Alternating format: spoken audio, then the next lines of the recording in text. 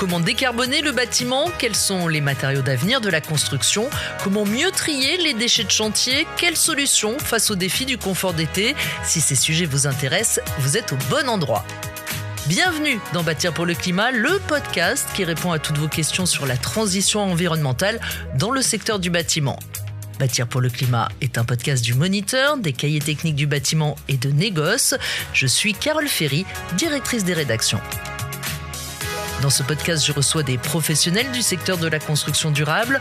Ensemble, nous discutons de leur vision, de leurs projets à impact positif. Ils partagent leurs expériences, ils apportent un éclairage précieux pour vous aider à mettre en place des solutions concrètes. Très bonne écoute. Florian Raymond, bonjour. Bonjour. Vous êtes le responsable du Booster du réemploi, un programme d'A4MT qui vise à mobiliser l'ensemble des acteurs de la construction pour faciliter le réemploi de matériaux dans la construction. Ensemble, nous allons voir où nous en sommes des pratiques, quelles filières sont les plus avancées ou au contraire à construire, comment identifier les sources d'approvisionnement, quels sont encore les freins à la massification. Et pour commencer, donnons un peu de contexte. On dit généralement qu'1% des matériaux sont réemployés. C'est un chiffre qui commence à dater. Selon vous, est-ce que nous en sommes toujours sur cette valeur ? Alors effectivement, on entend souvent ce chiffre de 1% qui finalement date de 2020 et d'une étude de l'ADEME au démarrage de la filière qui représente une estimation du coût du pourcentage des matériaux qui sont réemployés en France.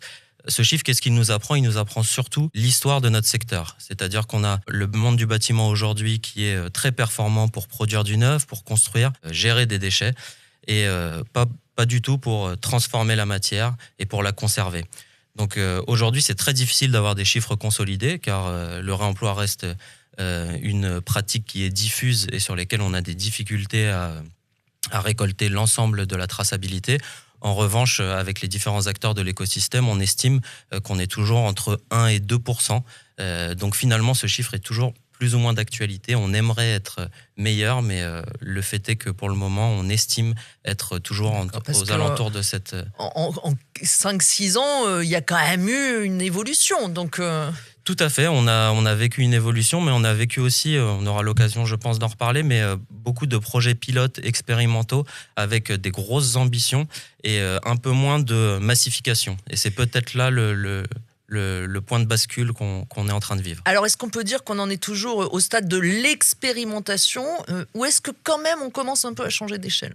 Alors effectivement, on commence un peu à changer d'échelle. En tout cas, nous, ce qu'on ressent, c'est vraiment qu'on est à un momentum, un virage justement sur l'ambition de nos maîtres d'ouvrage. Nous, au sein du Booster du réemploi, on a accompagné une 50aine de maîtrises d'ouvrage privées et publiques et plus de 350 projets depuis 2020. On a vécu beaucoup de projets souvent innovants avec des objectifs très ambitieux, des équipes engagées, mais pour le moment, pas de volonté de passer à l'échelle et de faire du réemploi quelque chose de systématique. Or, ces derniers temps, on ressent chez les maîtres d'ouvrage les plus engagés la volonté de changer d'intention et vraiment de basculer sur quelque chose qui est peut-être moins rêveur et moins sexy, mais d'avoir... Peut-être moins ambitieux, moins ambitieux, mais plus discipliné collectivement, si je peux le dire comme ça. Alors, quelles sont aujourd'hui les filières de matériaux les plus matures sur cette question du réemploi ? Alors, effectivement, dans le monde du réemploi, on appelle ça, nous, les flux faciles. On appelle ça des flux faciles. Finalement, c'est des flux sur lesquels les matériaux permettent une dépose simple, qui ont des contraintes techniques relativement encadrées et éprouvées, et qui ont une filière de reconditionnement déjà mise en œuvre. Donc, ces flux faciles, finalement, on retrouve principalement des matériaux comme les sanitaires, comme le plancher technique ou comme les chemins de câble. C'est des types de matériaux qui ont un process de qualification relativement simple et qui nous permettent du coup à la fois en termes de dépose et à la fois en termes de reconditionnement d'optimiser les coûts. Parce que ce qu'il faut avoir en tête, c'est que le coût d'un matériau réemployé, aujourd'hui, il repose environ à la moitié de son prix, entre 50 et 60%, sur la capacité à reconditionner et à déposer de manière sélective ces matériaux. On voit des acteurs comme Tricycle, Cycle Up ou Mobius qui proposent et qui ont standardisé l'approche sur ces flux. Et donc, on a de la disponibilité, on a du gisement. Et donc, aujourd'hui, si je devais Prendre peut-être un exemple, faire un bâtiment de bureau en considérant qu'on va utiliser 100% des toilettes, des sanitaires, réemployés, c'est pas vraiment un défi, c'est quelque chose qu'on saurait faire. Il y a potentiellement le problème de l'acceptabilité. Est-ce que les clients finaux sont prêts à accepter des toilettes reconditionnées ? Alors tout à fait, on a évidemment, alors là sur l'ensemble des flux, et puis c'est quelque chose dont on va pouvoir parler durant notre échange. Le sujet de la désirabilité et de l'acceptabilité est évidemment un sujet clé. Et d'ailleurs, vous voyez que les chemins de cap, par exemple, qui font partie des flux faciles, c'est des choses qu'on ne voit pas ou auxquelles on ne prête pas beaucoup d'attention. Sur les matériaux avec un enjeu architectural, c'est un peu plus compliqué. En revanche, sur les sanitaires, j'ai l'impression que finalement, c'est de plus en plus accepté. Je pense par exemple à mon cas personnel, j'achète un appartement, j'achète une maison, mon premier réflexe, c'est pas forcément de mettre des toilettes neuves. Et donc en fait, quand on est en location, on arrive en location, tout à fait. Donc en fait, on a aussi un enjeu de casser une idée reçue selon laquelle le réemploi finalement c'est vétuste. Et puis il faut pas oublier surtout que les sanitaires, ils sont reconditionnés, donc ils sont nettoyés, remis à neuf. Quels sont les filières qui, au contraire, ont encore du mal à se structurer sur quels matériaux c'est encore difficile de s'approvisionner ou d'assurer la durabilité ? Alors, donc ces matériaux, je fais un peu de sémantique, mais on les appelle, nous, les flux ambitieux ou les flux les plus difficiles. Donc, à contrario des flux faciles, donc, comme je l'évoquais, c'est plutôt des matériaux sur lesquels le process de qualification et de reconditionnement va être plus compliqué. Donc là, on va être sur des matériaux sur lesquels on a des enjeux de contraintes techniques ou d'assurabilité, des matériaux structurels comme le béton, le bois, l'acier, ou alors des équipements dynamiques, des portes coupe-feu qui ont des enjeux, comme son nom l'indique, d'inflammabilité, mais aussi des enjeux, ça peut être des matériaux avec des enjeux acoustiques, ou des équipements dynamiques comme, des pompes à chaleur, ou des équipements de production dans lesquels, en fait, le process de qualification et de requalification pour donner une seconde vie à l'équipement va être beaucoup plus compliqué. Les fenêtres aussi, parce qu'elles ne sont pas toujours au standard souhaité. En général, quand on enlève des vieilles fenêtres, c'est parce qu'on a envie d'en mettre des plus efficaces. Alors, vous avez tout à fait raison. Quand on est sur des matériaux avec sans cesse des évolutions technologiques, finalement, le réemploi devient plus compliqué. Et donc, effectivement, les fenêtres, on va toujours chercher l'isolant un peu plus important. Je parlais des pompes à chaleur, on va avoir toujours le fluide frigorigène nouveau, qui répond à des nouvelles problématiques. Et donc là, effectivement, ça rend le réemploi beaucoup plus compliqué. Ceci dit, notre conviction et notre ADN un peu au sein du booster du réemploi, c'est à la fois de généraliser les flux faciles, donc faire connaître ce qu'on évoquait dans la question précédente, mais aussi de transformer des flux difficiles en flux faciles. Voilà, si je prends un exemple, la brique. La brique, c'est un matériau qui coche tous les critères du flux difficile. C'est-à-dire qu'il est lourd, en termes de logistique, c'est très compliqué à gérer. Il a des contraintes de maintien du coup au niveau de la structure du bâtiment. Il est difficile à nettoyer, mais la brique, c'est un peu le matériau totem dans les Hauts-de-France. Et donc, il y a une énorme demande. Il y a beaucoup de briques qui sont déconstruites et il y a beaucoup de briques qui sont demandées sur les nouveaux projets. Et dans le cadre de notre accompagnement territorial au sein du booster des Hauts-de-France, on accompagne un certain nombre d'acteurs, des maîtres d'ouvrage, des acteurs de la filière, pour faire de la brique un flux facile. Comment est-ce qu'on s'y prend ? En fait, on travaille sur des méthodes de standardisation, de protocoles de qualification. On travaille la prescription avec les maîtres d'ouvrage pour avoir une demande qui est importante et pour pouvoir générer de la massification. Et effectivement, ça paraît limpide, mais quand je traite à l'échelle d'un territoire des milliers de briques, d'un coup, je vais avoir des filières qui se structurent, des acteurs qui se spécialisent, et je vais avoir une maîtrise des coûts qui est plus importante. Et donc, on a des flux comme ça qui deviennent faciles. Finalement, le moment où on crée une filière de reconditionnement, c'est un peu le premier pas vers la transformation du flux ambitieux en flux facile. Certains flux doivent pouvoir se transformer. En effet, ça ne doit pas être simple pour tous les flux, j'imagine. Tout à fait. Il y en a que vous pensez qu'on ne pourra jamais transformer ?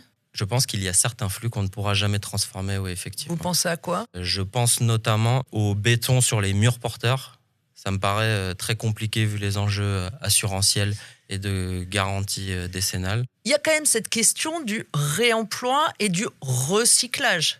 Parce que le béton, on ne va pas le réemployer, mais on va le recycler. Tout à fait, c'est deux thématiques qui sont connexes, on va dire ça comme ça, puisque dans la REP, la responsabilité élargie des producteurs, on a finalement mis en place une éco-contribution qui a permis de financer des éco-organismes qui sont là pour récupérer les matériaux et les mettre en filière donc traiter les déchets, donc soit les traiter, soit les recycler, soit les réemployer. Quand on les recycle, finalement, on transforme le matériau pour en faire un nouveau.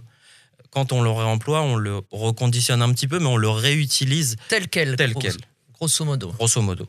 On fait un peu de cosmétique quand même, justement pour les sujets de désirabilité. Donc ça veut dire que peut-être à l'avenir, on aura vraiment des flux réemployés et des flux recyclés. C'est déjà le cas, c'est-à-dire qu'aujourd'hui, quand on regarde la masse de déchets qui est générée par le bâtiment et la construction, finalement, on a une filière de recyclage et de traitement des déchets qui est très structurée, mais aussi parce qu'elle est très quantifiable, c'est-à-dire qu'on investit dans des camions, des bennes, des usines pour recycler l'ensemble des matériels, là où sur les réemplois, ça reste encore un peu, comment on va dire, artisanal, c'est-à-dire qu'on a des enjeux de traçabilité, on a des enjeux de gisement, et donc on reste pour le moment sur des taux qui sont relativement faibles, et en même temps, l'ensemble des budgets sont pas forcément fléchés. Donc si aujourd'hui, moi je suis éco-organisme par exemple, et que j'ai le choix entre une filière où c'est assez facile de quantifier la tonne de déchets que je recycle parce qu'elle passe dans des camions, etc. Là où c'est beaucoup plus compliqué sur le réemploi puisqu'on les stocke dans des plateformes et ensuite on attend... Le stockage, un vrai problème. Le stockage, un énorme problème. Effectivement, on a déjà finalement cette différence entre le recyclage et le réemploi, mais au point, le recyclage gagne largement. Qu'en est-il de la construction métallique qui fait quand même pas mal d'efforts pour faciliter le réemploi ? Tout à fait. La construction métallique a fait pas mal d'efforts et notamment, elle s'est saisie du sujet de l'assurabilité. La construction métallique, notamment sur les sujets de charpente, etc., il y a beaucoup d'enjeux structurels.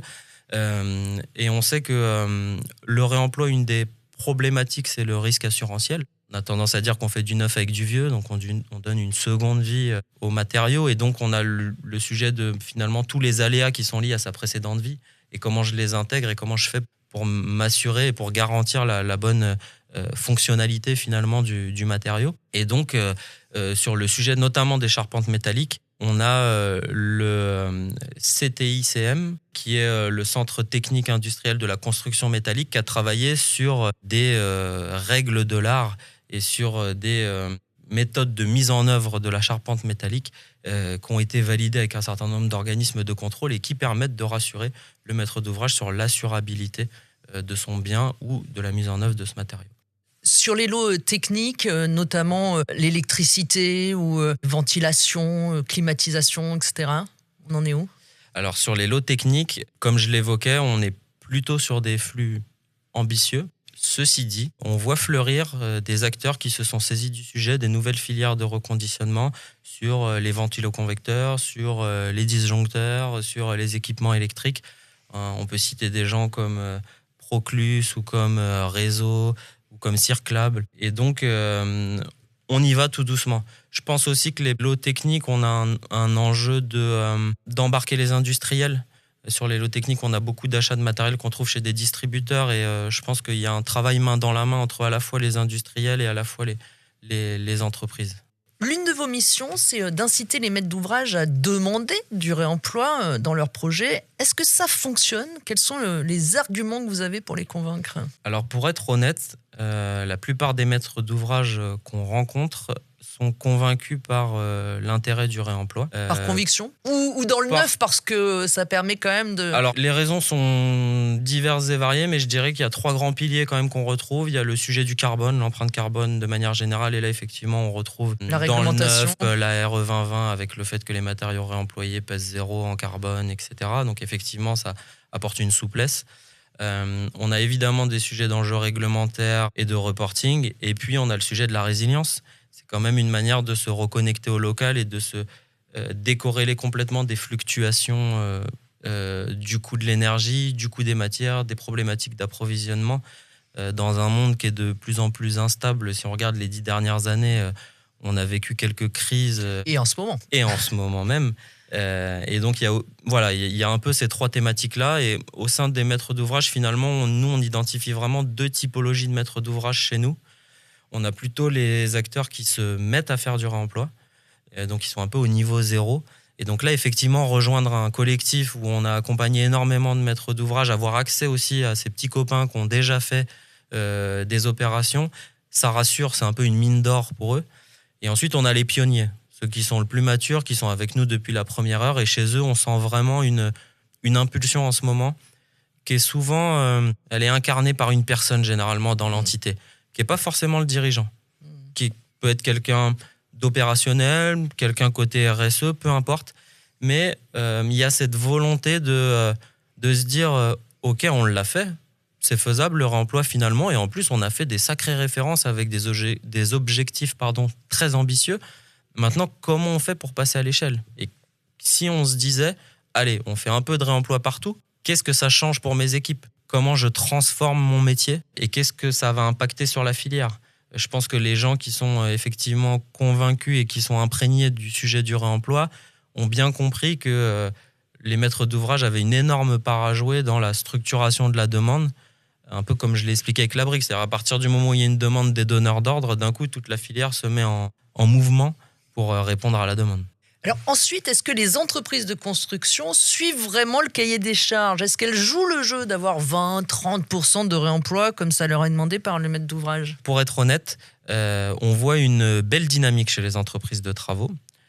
Ceci dit, il faut être assez lucide, les entreprises de travaux ne peuvent pas y arriver seules. Pour ma part, j'ai travaillé pendant 15 ans dans le domaine des travaux, plutôt dans la construction en efficacité énergétique. J'ai eu la chance de travailler sur des projets très innovants, des projets de smart grid, des projets de bâtiments de bureaux réversibles pour le village olympique. Et il y a un côté très sympa et très excitant d'être toujours sur de l'innovation, d'être un peu entre les lignes, d'être pas tout à fait dans la réglementation. Mais le dénominateur commun, c'est que finalement, on n'y arrive jamais seul. C'est-à-dire qu'il faut qu'on mette le maître d'œuvre dans la boucle, le bureau de contrôle, il faut qu'on sorte un peu des sentiers battus.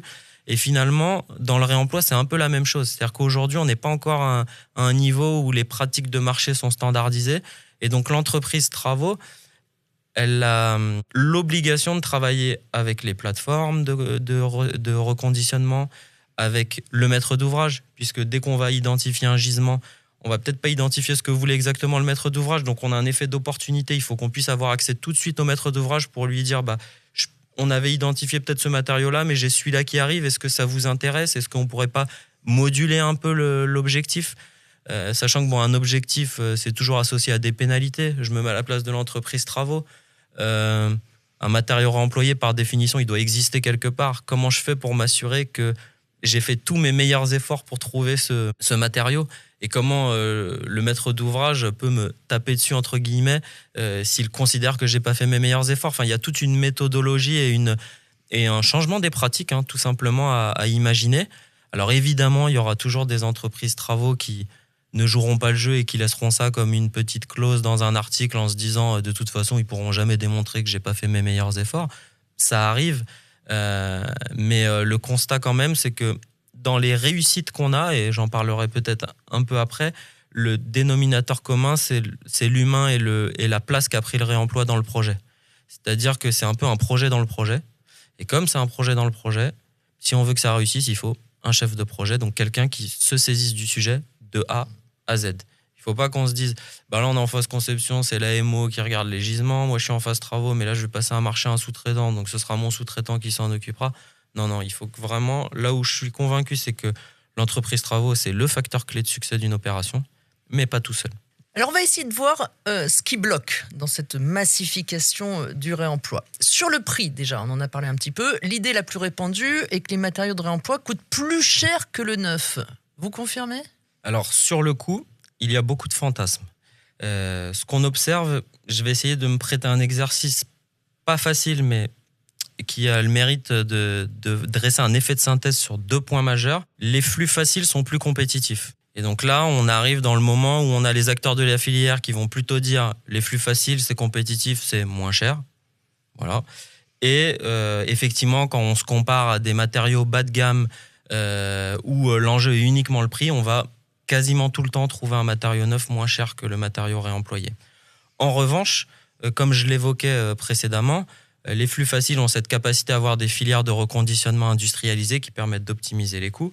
Donc une fois qu'on a passé la barrière de l'effet d'apprentissage qui est quand même important, puisque la première fois qu'on fait du réemploi, on se confronte à une nouvelle pratique. Donc chez l'entreprise travaux, ça va générer un surcoût qui est inhérent au fait que c'est la première fois qu'on le fait tout simplement. Si on essaye d'être rationnel et qu'on n'imagine pas réemployer des matériaux qui sont à l'autre bout de la France et dont les difficultés d'approvisionnement vont être importantes, on arrive à être compétitif. Quand je dis que c'est un fantasme, c'est que finalement, comment on fait pour comparer le coût du matériau réemployé et le coût du neuf ? Le coût du neuf aujourd'hui n'est pas le même que celui d'hier et sera peut-être pas le même que celui dans quelques mois.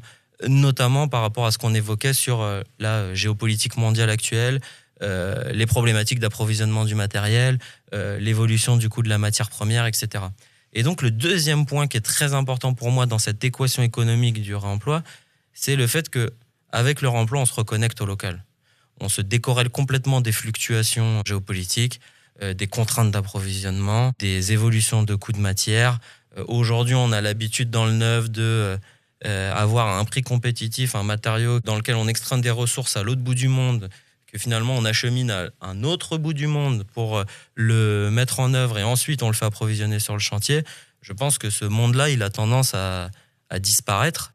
Et le réemploi, ça semble être quand même une sorte de pratique refuge. C'est une manière de sécuriser notre risque. En tant que maître d'ouvrage, on est acteur de la construction, on génère 70% des déchets en France. Ça me paraît être une réaction de bon père de famille, de se dire qu'est-ce que je fais de ces déchets-là localement et comment est-ce que j'apporte ma pierre à l'édifice et j'apporte de la résilience et de la sécurité à mon business futur et à la gestion future du marché de la construction. Et si on résume, est-ce qu'on peut dire que c'est peut-être plus cher que les premiers prix, mais souvent finalement moins cher que les produits haut de gamme ? Sur les flux faciles, je pense qu'on peut faire ce raccourci-là.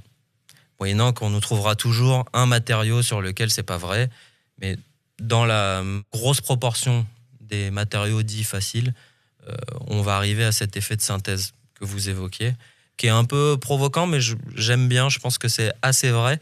En revanche, sur les flux ambitieux, on n'y est pas encore. Je pense que la vocation et l'enjeu de toute la démarche qu'on a sur le remploi de matériaux, c'est de transformer un maximum de flux ambitieux et difficiles en flux faciles pour générer une industrialisation, une structuration de la filière qui vont permettre de diminuer les coûts. On entend souvent aussi que le problème, c'est la demande. Mais est-ce que l'offre est vraiment au rendez-vous ? Est-ce qu'il est facile de s'approvisionner en matière de réemploi, surtout à proximité, puisque vous le disiez, c'est l'enjeu. Ça ne sert à rien de faire venir un matériau d'extrêmement loin et le coût carbone ne sera pas meilleur. Alors c'est une très bonne question. Il est vrai que l'offre n'est pas toujours présente au bon moment, au bon endroit et avec la bonne spécification technique telle qu'elle irait au bureau d'études, au bureau de contrôle, au maître d'ouvrage, etc. Mais je trouve que c'est un peu simpliste de s'arrêter là. De mon point de vue, l'enjeu principal pour les acteurs de l'offre, c'est la prévisibilité. Je l'évoquais tout à l'heure encore avec mon exemple de la brique. À partir du moment où on a une forte demande, comme par magie, les acteurs se sont mis autour de la table pour trouver des solutions. Et donc ma conviction, c'est que finalement, c'est pas tant un enjeu de est-ce que l'offre est là, c'est plutôt un enjeu de comment on fait pour connecter la demande à l'offre. Si on travaille sur la demande et qu'on arrive à l'uniformiser, si on se dit, on généralise un certain nombre de flux de manière radicale sur tous les projets, on donne tout de suite de la visibilité à toute une filière. Il faut se mettre aussi à la place des plateformes et des reconditionneurs. On ne va pas s'engager dans des démarches de coûts et de récupération de gisements si on ne sait pas qui va le prendre derrière. Et puis de la même façon, quand on va voir un maître d'ouvrage et qu'on lui demande de pré-réserver, qu'on lui demande de payer pour pré-réserver un stock, il n'est pas toujours d'accord. Donc on a aussi un enjeu d'avoir assez de sécurité pour se dire je m'approvisionne parce que je sais que ça partira. Pourquoi je sais que ça partira ? Parce que je sais que la demande, elle est là en face. Aujourd'hui, c'est le cas par exemple sur les flux les plus faciles, les sanitaires notamment. Il y a très peu d'enjeux, moyennant que ça dépend un peu les territoires, mais sur les territoires qui sont les plus structurés, oui, on a un enjeu de connecter la demande à l'offre et pas forcément juste de se dire l'offre n'est pas au rendez-vous. Est-ce que la demande a fait son travail pour permettre à l'offre d'être au rendez-vous ? C'est plutôt ça la question que je poserais. Est-ce que le sourcing est simple aujourd'hui ? Je dirais que le sourcing n'est pas simple. Il n'est pas simple parce que c'est une nouvelle pratique. Et parce que le sourcing, c'est pas très évident. Ça nécessite de connaître un certain nombre d'acteurs. Aujourd'hui, vous voulez acheter du matériel électrique, une entreprise de travaux lambda, elle sait exactement vers qui se retourner. C'est leur métier couramment, quoi. Ils font ça toute la journée, tout le temps. Le réemploi, on n'est pas encore dans la phase où on a beaucoup d'acteurs. Je parle vraiment des acteurs opérationnels qui sont sur le chantier. Le chantier, c'est des temps longs. Les gens qui ont commencé à faire du réemploi en 2020, ils ont peut-être livré en 2023, ils sont peut-être sur un deuxième chantier de réemploi. Ça fait jamais que 2 chantiers. Donc c'est quand même pas énorme pour apprendre à travailler et apprendre à changer ses pratiques. Si on veut rendre le sourcing le plus simple possible, je pense qu'il faut traquer les filières de reconditionnement. Je pense qu'il faut travailler sur les matériaux sur lesquels il y a le plus de filières de reconditionnement et on en revient à nos flux faciles. Donc je dirais que c'est de plus en plus facile de sourcer les flux faciles et ça reste plus complexe et plus un phénomène des fois...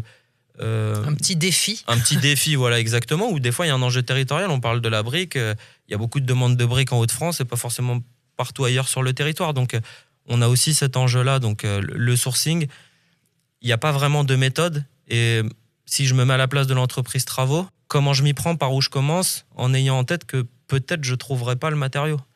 Comment je fais pour m'assurer que si le matériau existe, je le trouve.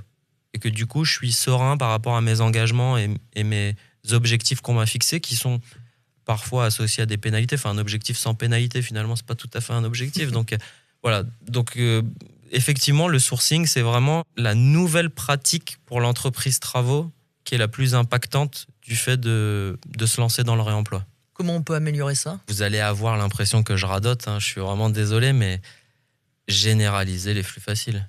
Enfin, si on se dit toutes les opérations de maîtrise d'ouvrage, qu'elles soient publiques, privées, il y a une sorte de... On se tape tous dans la main en se disant, sur toutes nos opérations de construction neuve ou de rénovation, on se dit qu'on va aller chercher des sanitaires, des chemins de câble, du plancher technique, etc. Moyennant la spécificité du projet, évidemment.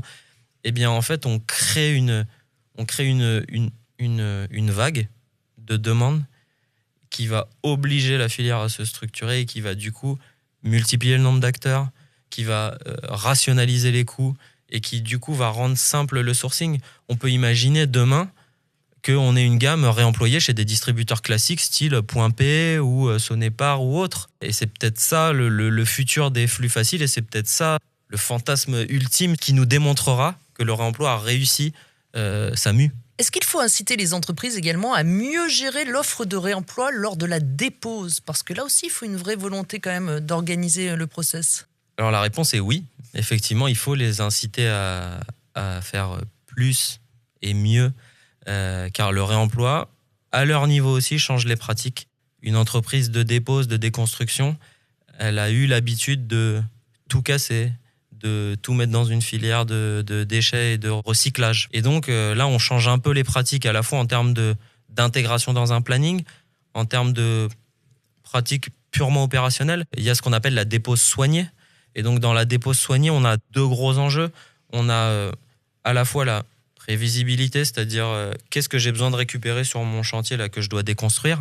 Et donc, sur ce sujet-là, on en revient à si je sais ce que je vais devoir donner à quelqu'un et donc si je sais prévisionner la demande de réemploi, et je sais dans mon chantier de construction, avant même de commencer, qu'il va y avoir des matériaux que je vais devoir récupérer. Et je sais à peu près, si j'ai ciblé les flux et si je fais ça tout le temps, lesquels ils vont être et quel va être l'impact sur le planning. Le deuxième sujet, c'est la méthode. La méthode, on la travaille avec les associations professionnelles qui travaillent sur des nouvelles méthodes de dépose et qui cristallisent et sanctuarisent des méthodes qui sont reconnues par les agences de la qualité de la construction. Mais on travaille aussi, le CSTB, je crois, a lancé une initiative auprès des industriels pour intégrer les problématiques de démontabilité dès la conception. Donc c'est un nouveau volet de l'éco-conception. On a longtemps entendu parler de l'éco-conception au sens environnemental, la qualité environnementale des matériaux que j'utilise, et maintenant on rentre plutôt dans la phase de la démontabilité. Et donc il y a des choses assez simples, par exemple un carreau de moquette qui a été posé en mettant 4 stickers, un de chaque côté, on peut facilement le déposer de manière soignée. Par contre, un carreau de moquette où on a badigeonné de la colle partout, celui-là, si vous l'enlevez, à mon avis, vous allez avoir du mal à pouvoir le réemployer, ça passera pas. Ça, c'est qu'il faut que les industriels créent des produits qui seront facilement réemployables à l'avenir. Alors, il faut que les industriels intègrent un peu plus l'anticipation de la démontabilité. Sachant qu'il y en a qui le font déjà. Je prenais le cas de la moquette ou le faux plancher, c'est un peu pareil. Donc, il y en a qui le font déjà, mais il y a un vrai enjeu d'embarquer tous les industriels vers cette thématique. Mais encore une fois, ce sera le réemploi de après-demain. Parce que la démontabilité sur des produits qu'on va acheter maintenant, on se donne rendez-vous dans 10 ans. Oui, mais c'est important, l'après-demain. Tout à fait. Nous en sommes où du côté des assurances? Est-ce que le réemploi est désormais mieux pris en charge sur les risques? Au niveau des assurances, finalement, le sujet du réemploi, c'est un peu comme le sujet des nouvelles technologies, c'est-à-dire qu'on a ce qu'on appelle dans les assurances les techniques courantes et les techniques non courantes. Les techniques courantes, c'est ce qui est assuré de manière générale, sans problème dans votre police d'assurance classique pour un maître d'ouvrage. Le réemploi sur certains matériaux est considéré comme une technique non courante. Donc on en revient à la première vie du matériau, à lui donner une seconde vie, comment on va le mettre en œuvre, etc. Et donc là-dessus, on identifie en fait 2 choses qui vont dans le bon sens. On a évidemment les filières professionnelles qui se sont saisies du sujet et qui définissent des règles. Elles permettent à l'assureur de donner son visa, au bureau de contrôle et du coup à l'assureur de donner son visa. Donc autrement dit, au maître d'ouvrage de pas payer de surprime d'assurance. Et ensuite, on a du cas par cas. Le cas par cas, c'est je fais un projet important et il n'y a pas de filière de reconditionnement et il n'y a pas de méthode et je suis nouveau sur le sujet. Et là, tout repose sur l'entreprise de travaux. Et l'entreprise de travaux se transforme en reconditionneur le temps d'un projet, imagine des protocoles d'essai qui font valider avec des bureaux de contrôle, dialogue avec l'assureur, dialogue avec la maîtrise d'ouvrage pour voir si le jeu en vaut la chandelle et arrive in fine à avoir un visa après des essais, des tests en laboratoire, etc., spécifique sur ce projet. Et là, l'assureur met son quitus. L'assureur le met quand même de plus en plus. Ça demande des discussions, mais ça fonctionne mieux qu'au départ. Oui, ça fonctionne mieux qu'au départ. Déjà, c'est un sujet qui est de plus en plus connu, du coup, puisqu'il est de plus en plus intégré et qui prend une place de plus en plus importante dans les projets pour les maîtres d'ouvrage. Forcément, l'assureur il est confronté à cette réalité. Et il y a un peu plus de souplesse, notamment sur les matériaux sur lesquels il n'y a pas d'enjeux et de contraintes techniques et assurantielles et sanitaires. Voilà, on n'est pas sur une porte coupe-feu sur laquelle on a un enjeu d'inflammabilité et de sécurité du bâtiment. Ou le bois. Compliqué, le bois. Le bois, assez compliqué, avec une empreinte carbone faible, mais en réemploi assez difficile à mettre en œuvre. Donc il y a quand même assez peu de projets qui fleurissent avec des opérations de réemploi en bois. Est-ce que vous pouvez nous donner des exemples marquants de belles réussites de projets impliquant une part importante de réemploi? J'ai envie de vous parler de 3 projets, pas forcément par la valeur ou l'ambition, on va dire l'atteinte d'un objectif majeur en termes de réemploi, mais plutôt parce qu'elle raconte. Donc on a une première opération dont je voudrais vous parler, qui est une opération de logements sociaux, une construction neuve, qui a été livrée en 2025. C'est une opération de logement d'à peu près 60 logements, 4000 m² de bâtiments. Le bailleur social, c'est I3F, et l'entreprise travaux, c'est Bouygues Construction. Votre première opération, elle se trouve où? Aubervilliers. Il y avait un objectif de remploi dès le démarrage du projet qui était fixé à 1,5% du chiffre d'affaires. Et là où je trouve qu'elle est intéressante à partager, cette référence, c'est qu'on a l'entreprise travaux qui a été très force de proposition et qui a trouvé des gisements et des opportunités importantes. Et avec un dialogue avec la maîtrise d'ouvrage, on a réussi à atteindre finalement 5,5% du chiffre d'affaires. Donc on multiplie l'objectif par 3 dans une opération de logement, avec ce qu'on évoquait sur la désirabilité, l'acceptabilité. On parle d'éléments extérieurs, de pergola, de dalles, de lavabo, de WC, etc. Donc ça, je trouve que c'est assez marquant et c'est assez intéressant ce que ça nous apprend sur le réemploi. La deuxième opération dont j'aimerais vous parler, c'est plutôt une opération de tertiaire. C'est une transformation d'une maternité d'un hôpital. C'est le projet Pinard sur la ZAC Saint-Vincent-de-Paul à Paris. L'entreprise travaux, c'est Léon Grosse. Et là, pour le coup, ce qui est intéressant, c'est qu'il y avait un objectif important en réemploi, cette fois-ci plutôt en masse de matériaux. Donc 17% de la masse, c'est parce qu'on avait déjà ciblé finalement le matériau qu'on voulait réemployer, qui était la brique. Et là, ce que je trouve très intéressant et sur lequel on peut tirer des enseignements, c'est que finalement, Léon Gross a pris le sujet en main. Moi, j'ai eu la chance de visiter le chantier, c'est assez impressionnant. En fait, ils se sont improvisés reconditionneurs de briques à l'occasion de ce projet-là. C'est-à-dire qu'ils ont spécialisé des gens chez eux, ils ont créé des protocoles d'essai qu'ils ont fait valider par des bureaux de contrôle, avec plusieurs allers-retours avec les bureaux de contrôle. Ils ont fini par les envoyer en labo, ils ont fini par avoir un visa. Et donc, en fait, c'était comme si Léon Gross, finalement, c'est la filière de reconditionnement de la brique de ce projet-là en question. Le projet n'est pas fini. Les briques ont déjà été installées et j'ai eu l'occasion d'aller voir, c'est assez impressionnant. Les deux exemples qu'on vient de voir, d'un côté, on a une entreprise qui pousse les curseurs en étant force de proposition. De l'autre, on a une entreprise qui se dit pas, bon, je vais baisser les bras, c'est une contrainte. Elle se dit, ok, je me retrousse les manches, comment je vais faire? Je trouvais ça assez riche d'enseignements.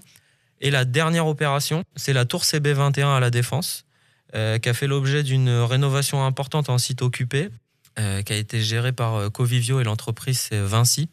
Ce que je trouve intéressant là, c'est finalement que l'objectif, c'était un objectif de timing. C'est-à-dire que l'objectif principal, c'était de recommercialiser rapidement et d'utiliser le réemploi comme un levier environnemental et comme un levier opérationnel. Donc c'était des objectifs assez vagues finalement. Au final, Vinci, via ses filiales et notamment Réseau Service, a fait le choix de rétrofiter l'ensemble des ventiloconvecteurs. Donc rétrofiter, ça veut dire les reconditionner, l'ensemble des ventiloconvecteurs. Pour une raison majeure, c'était qu'il y avait un délai d'appro sur le neuf qui était incompatible avec le planning du projet.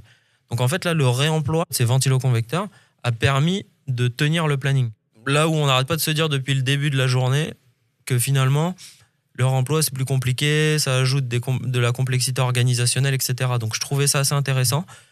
Et ce qui est aussi intéressant, c'est de partager que leur retour d'expérience, c'est que finalement, le fait de reconditionner l'ensemble des ventiloconvecteurs, en termes de coût, ça a coûté, alors je ne veux pas dire de bêtises, mais il me semble 80% de ce que ça aurait coûté en neuf. Donc, moins 20% par rapport à si on avait approvisionné en neuf, moyennant que de toute façon, en neuf, on aurait eu d'autres contraintes qui ont des impacts indirects importants, qui est on n'aurait pas pu remettre des locataires dans le bâtiment à la date prévue, quoi. Donc voilà pour les opérations que je voulais vous partager. Certaines qu'on a eu la chance d'accompagner dans le cadre du booster, mais pas toutes, et qui me semblent importantes à partager. Et un peu exemplaires. Exemplaires, oui, dans leur approche. Une plutôt sur le logement avec des flux relativement faciles, une avec quelque chose d'assez complexe, mais où l'entreprise Travaux a vraiment tout fait de A à Z, créé son propre laboratoire presque. Ouais. Et puis la dernière où c'est le réemploi qui vient en sauveur de la tenue du planning, quoi. Donc je trouve que c'est un beau pied de nez au regard de ce qu'on se dit sur la complexité que ça peut apporter par ailleurs. À quoi pourrait ressembler un chantier standard dans 5 ans en matière de réemploi? De mon point de vue, un chantier standard, si j'avais une liste de courses à faire au Père Noël, j'aimerais,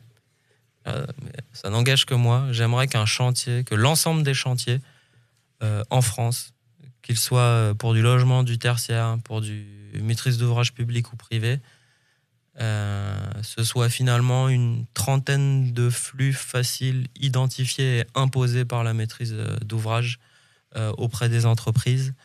Ce soit du coup devenu un peu dans les mœurs, ce soit aussi facile pour nous d'acheter un matériau réemployé que d'acheter du neuf.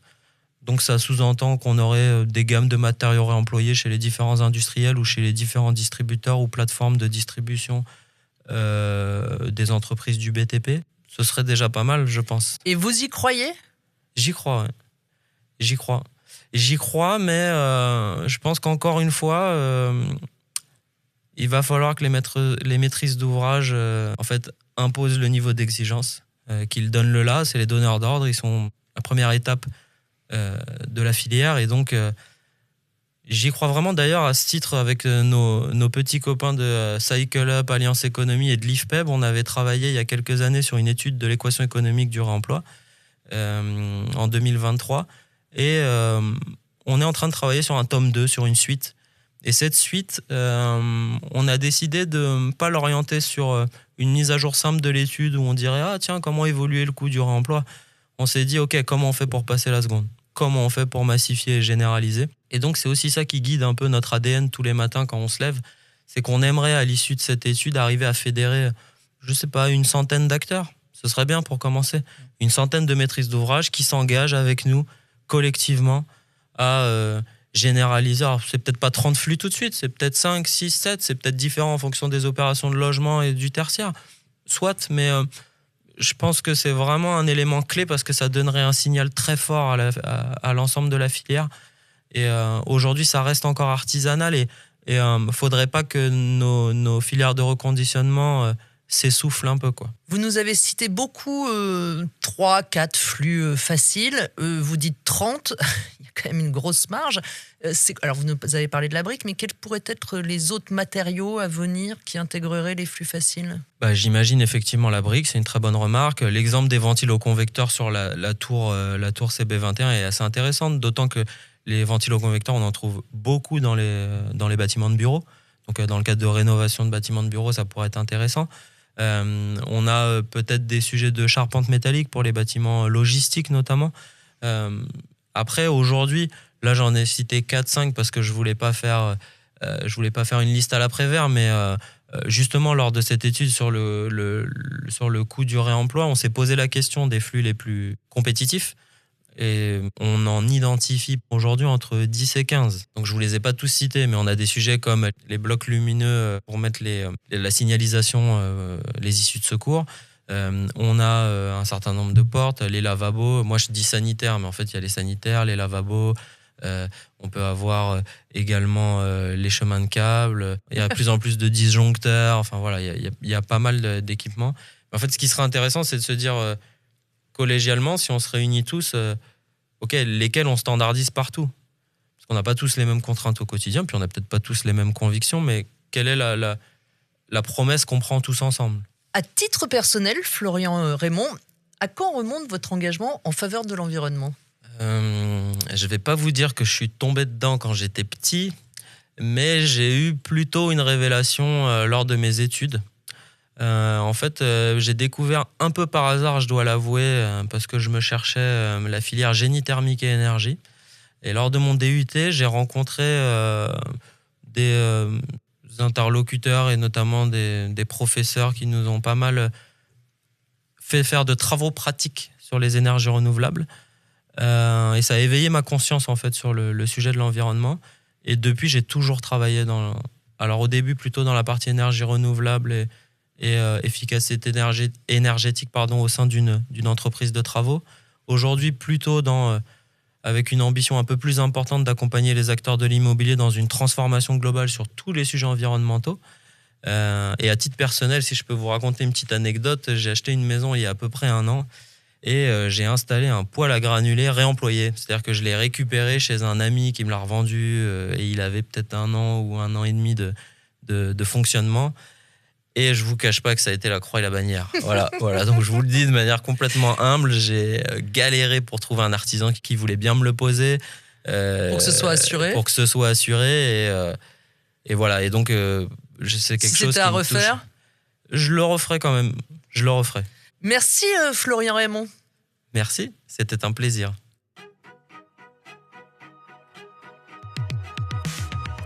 Merci d'avoir écouté cet épisode de Bâtir pour le climat, un podcast du Moniteur, des cahiers techniques du bâtiment et de Négoce.